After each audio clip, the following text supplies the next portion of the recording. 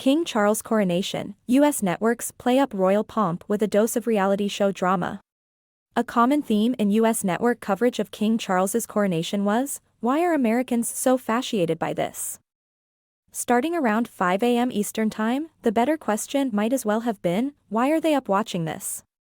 As the king started their procession down the streets of London, commentator after commentator weighed in.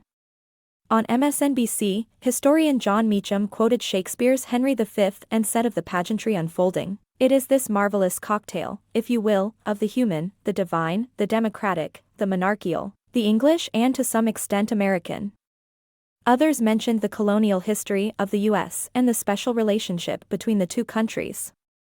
Perhaps the most succinct explanation came from Fox News' Benjamin Hall, recently returned after recovering from severe injuries while covering the war in Ukraine, who said, "You've got pomp and circumstance, you've got a bit of a reality show as well with Harry."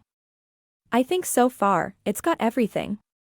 All the major cable and broadcast networks dispatch teams of correspondents and commentators to cover the event which, as we're reminded many times, the first of its kind in 70 years. As always, there was a bit of a contrast in what was going on the BBC and what was going on with their US counterparts, with the former obviously more informed on the roots of tradition and ceremony taking place.